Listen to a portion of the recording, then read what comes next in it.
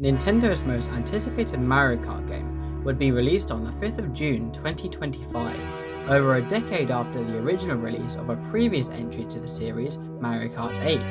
Mario Kart World came equipped with brand new game mechanics such as wall riding, rail riding, and charge jumps, allowing players to perform some unimaginable shortcuts which have redefined what Mario Kart is.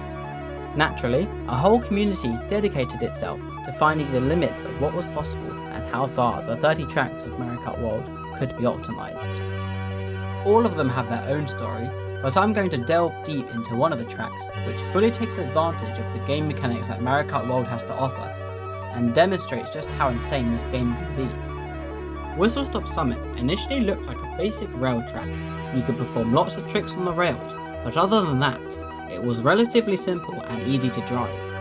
However, over the coming months, it would gradually get turned into a track like none other in the franchise. This is the world record history of Mario Kart's most infamous track. When Mario Kart World first released, hundreds of players were scrabbling to claim one of the first world records of a brand new Mario Kart game. During this time, multiple records would be set every day, and brand new strategies would be discovered and implemented into runs. The first record on Whistlestop Summit was set by French player Alexel with a time of 2:03.694 using Wario on the Zoom buggy, who would go on to beat this record 4 more times across the day, using a variety of different character kart combos and lowering the record down to a 2:01.327 using Goomba on the Mark Rocket. The run starts off by following the road and going wide to collect the coins. Alexel spams multiple tricks on the rails across the bridge to get as many trick boosts as possible. They decide to take the Shroom Kart and charge an ultra mini turbo around the turn, followed by tricking off the upcoming rails onto the road, and then drifting around the grass kart, collecting a couple of coins. To start off lap 2, Alexel rides the rails onto the top path, but tricks back onto the road below to take a tighter line. Unlike on lap 1, they performed the first NISC, or no item shortcut, discovered on the track, by charge jumping onto the wall and tricking onto the wall opposite to completely clear the off-road. This allows Alexel to save the Shroom for the final and much larger ending Shroom cut. A player named Zach then improved this run to a 2:01.194, using the same route as before, but with Biddy Bud on the Mark Rocket, which is the lightest and highest handling combo in the game, and also has very high acceleration and mini turbo stats. Interestingly, these are far from the only factors that make this combo so good for the track. The thing to note about lightweights is that they generally have a very good coin curve. What this means is that the lower number coins collected give a better increase in speed than the higher number ones, since not all coins are made equal in Mario Kart World. In contrast, early coins collected by heavyweights give very little speed increase, but the later coins give a larger speed increase.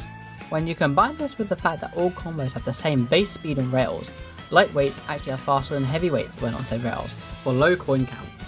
Therefore, this combo would be perfect for Whistlestop Summit, so all future combos would have identical stats to what Zach used in his record. The next record marked the start of an era. The US player TylerR set his first world record on the track with a time of 2:04.78. Tyler discovered that it was actually possible to get onto the rail at the start of lap 1 with a precisely timed hop up onto the ledge, which gave him a significant advantage over the other players. Over the rest of the day, Tyler would set another 8 world records, trading with Alexel and another player, Marcus. The record would stand at 157.741 by Tyler at the end of day 1 of Mario Kart World. The following day, French player Chains set his first world record on the track with a 157.634. Throughout the day, both TylerR and Chains would trade the record back and forth, setting a total of 16 records between the two of them. By the end of the day, the record would stand at a 155.552 by TylerR, which was over 2 seconds faster than 24 hours prior. This was thanks to a significant change in the route, as well as the driving simply being more optimized. Tyler's run started off by taking the rail path and hopping onto the far left yellow rail, but instead of jumping back down onto the road, he decided to stay on the rails, which was much faster than the bottom path. Tyler also started to take the NISC on all 3 laps so that he could take the ending shortcut on every lap. The ending section also had a significant change, where instead of jumping back onto the road, Tyler jumped onto the far right rail, which allowed him to get additional trick boosts. However, due to the train blocking the path on lap 2, Tyler had to take the slower road path on this lap. He was able to close out the rest of the run with some clean driving to obtain the record. The following day, Tyler set 2 more records, lowering the world record to 155.022 by addressing the pace lock on lap 2, preventing him from taking the faster rail path. He achieved this by jumping onto the green sign and landing on top of the train. Conveniently, this set up a perfect line into the shrimp cut, so this was a great solution to the pace lock. By the end of day 4, Tyler had set his 22nd world record on the track, lowering the record to a 154.710. Nothing new had been discovered on this day, but more optimized driving allowed Tyler to get the next sub on Whistlestop Summit. Over the next week, many world records were set by US players Zon and Tyler, with no new significant strat changes. Pure driving optimization pushed the record all the way down to a 153.484. However, on June 15th, the first defining shortcut of Whistlestop Summit would be discovered. Red Rock is a NISC discovered by Tyler, allowing you to skip a significant section of the track by jumping onto the face of the rock and landing back onto the rails, saving around 1/10 of a second compared to the previous route. Tyler implemented it into runs, allowing him to first set at 153.435. In this run, Tyler only performed the NISC on lap 1, but later that day, he set a time of 153.289, hitting the NISC on all 3 laps. A few days later, on the 18th of June, Tyler got his first ever sub 153 with this run.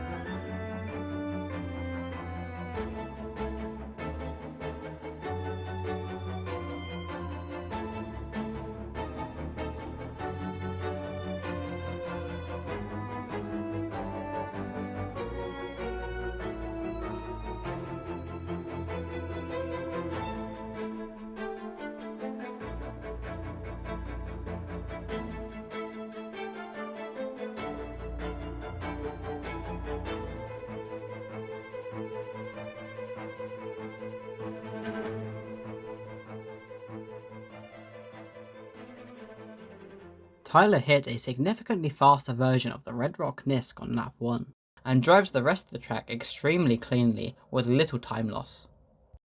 With this run, he now sat almost an entire second ahead of second place on the leaderboard. At this time, Tyler was considered to be the uncontested GOAT of Whistlestop Summit. And then, Tyler did this.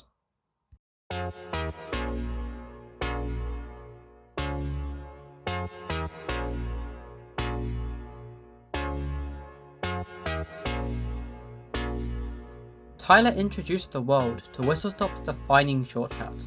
This cut allows you to completely clear the grass cut at the end of the track with some precise button input, entirely shroomless, and saves more than a second over using a shroom through the grass. The only downside to this discovery is the difficulty of the shortcut. The NISC is so precise, it can sometimes feel like complete RNG, and will have you wondering what caused you to fail it. But time trialers won't be scared off so easily. Over the course of the next few days after this discovery, a few more records were set, and Tyler briefly lost the record to US player Tofu. He reclaimed the record on the same day though. No new strats had been discovered during this time, but on June 23rd, the track saw its third new major shortcut discovery. This is the Whistlestop Summit gap jump. It completely cuts the hairpin turn by charge jumping over the gap. Using the shroom on landing, Tyler is able to quickly regain full speed, making this new discovery significantly faster than the old route. Ultimately, Tyler finished this run with a time of 150.868. The run was a bit sloppy, with clear time save available, so on the same day, Tyler got this run.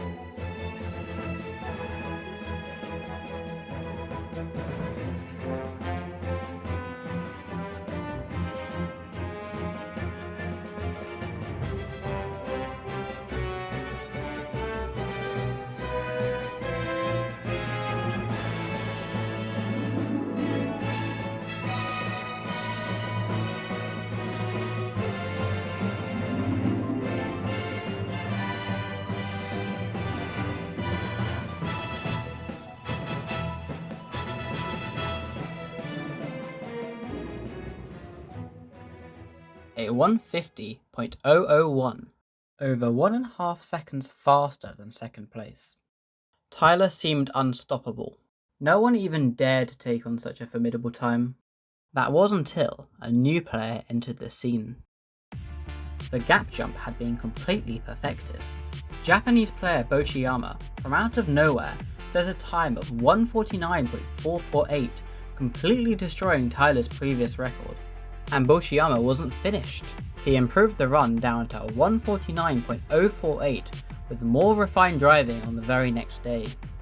He would not go uncontested for long, however, since on the 28th of June, famous Wii time trialer N-Mead set a new world record on the track with a time of 148.815, the first ever sub 149. His run consisted of clean gap jumps and faster red rocks with significantly less airtime. He also landed on the tighter rail, allowing for a better line than Bochiyama. 2 days later, on June 30th, Puerto Rican player Jorge would set his first world record on Whistlestop Summit with a time of 148.589, but this was swiftly beaten later that day by Tyler with this run.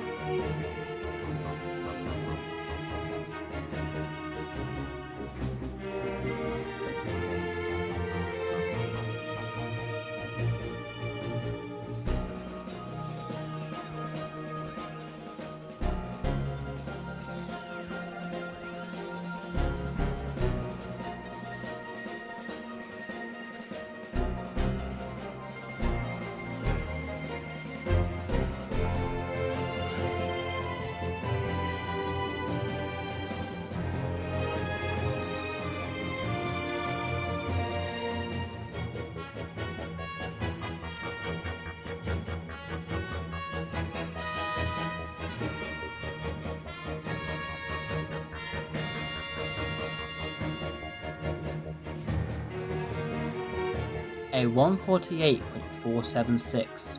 Tyler introduced a wall ride at the end of the track, saving time over tricking back onto the road like usual. But this ended up being Tyler's last world record on the track, even to this day.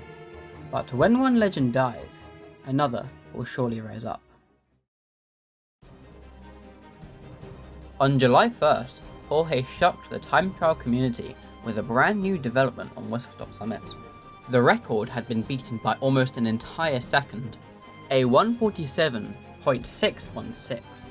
An improvement like this is almost unheard of, especially considering how optimized the track had been looking at the time. So, what had changed? This run introduced a brand new way to take the shroom cut. Instead of going around the off-road and shrooming on recovery, Jorge shrooms through the grass cut and takes the gap jump as well. You'd think that the landing would be extremely slow with no mushroom for recovery, and this would usually be the case, but if you're able to get a precise enough landing, you can clip the side of the road and get a good alignment whilst recovering full speed instantaneously. This is, without a doubt, the most difficult shortcut on the track, and rivals some of the most difficult shortcuts in the game, from the level of precision required and how random it can be to get a perfect landing. This NISC is what makes Whistlestop Summit such a notorious track for time trialers. 2 days later, Rochiyama would make one last return back to the top of the leaderboards, setting a new record, and the first ever sub 147 with this run.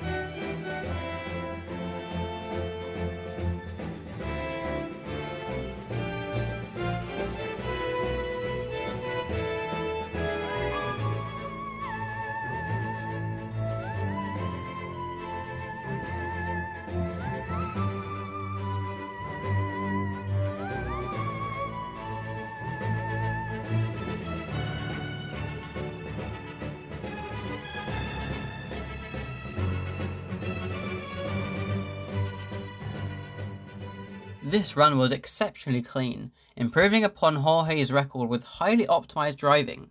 This run was so good, it ended up being the longest standing record on the track to date, lasting for almost 2 weeks, though ultimately, it was beaten back by Jorge on July 16th with a 146.776. 4 days later, US player and famous Wii time trialer Logan would beat Jorge's record with a time of 146.753. Before the record was reclaimed later that day by Jorge with 146.618. This record would mark the start of Jorge's dominance on the track, as the record has never passed hands to anybody else since. For the next few weeks, Jorge continued lowering the record with more optimized driving, setting 6 records before implementing the next new strat on the track. On the 16th of August, Jorge would set a new record of 145.526 with the addition of a double trick at the start of every lap. If you get a precise enough landing on the yellow rail, you can get an additional trick by shaking, which gives you an extra trick boost, saving around 0.2 of a second per lap. 3 records later, on September 24th, Jorge set a time of 145.158, with the implementation of an extra trick on the rail before the ending NISC. And for the next 3 months, Jorge would continue to set multiple world records, further optimizing his driving on the track, before obtaining the world's first sub 144 with a time of 143.812. This run introduced a new ending NISC method developed by Frel and other members of the time trial community, which was not only faster but actually more consistent to pull off. Jorge knew that, despite how good his run was, there were still imperfections. So, on December 31st, 2025, Jorge got this run.